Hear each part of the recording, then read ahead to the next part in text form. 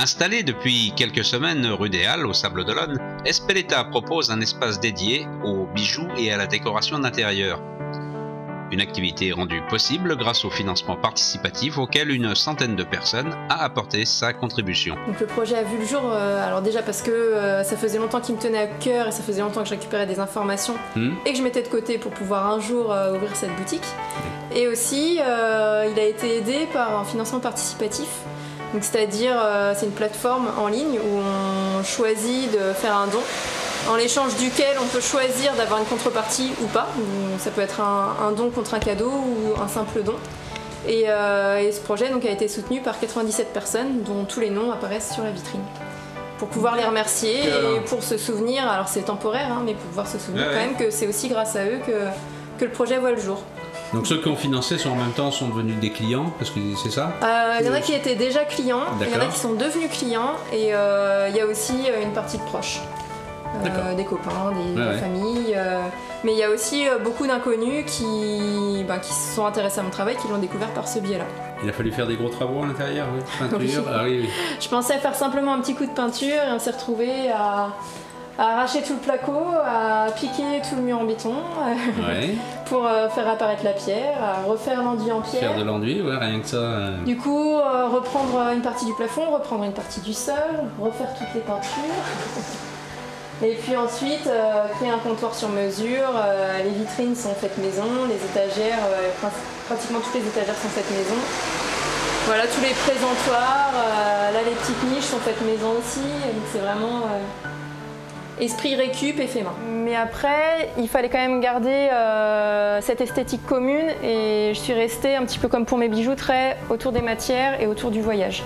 Autour du métissage, donc que ce soit aussi bien des techniques, des matières, des cultures. C'est vraiment un mélange et le but c'était de faire aussi un peu voyager.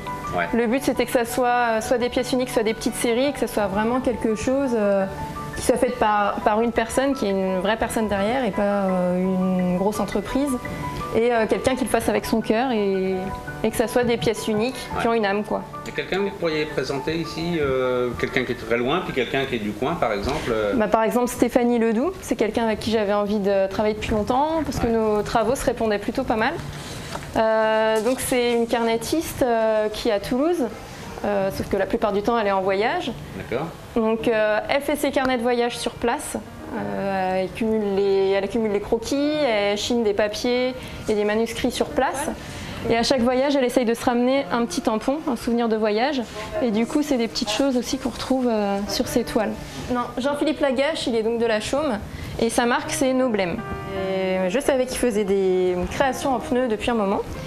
Et j'étais curieuse de voir ce que ça donnait. Et j'étais très étonnée quand j'ai découvert ce que ça représentait. Mais oui, parce que donc, on a l'impression... C'est pas évident au départ. Non.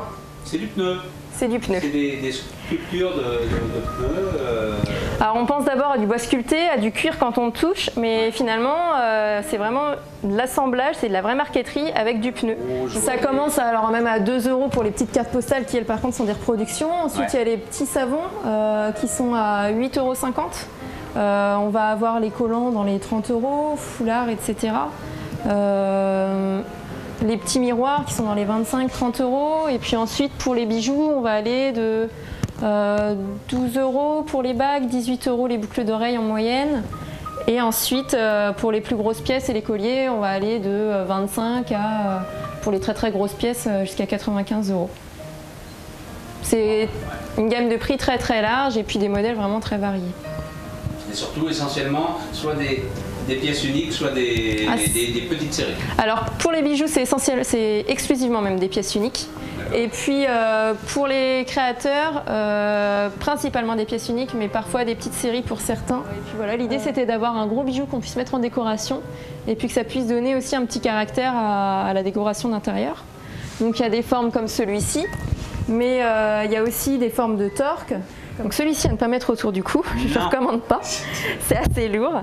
Et donc voilà, des plus petits modèles comme celui-ci. Donc là c'est un sac en forme de ce qu'on appelle les sacs seaux. Donc c'est bien une boîte, ça s'ouvre.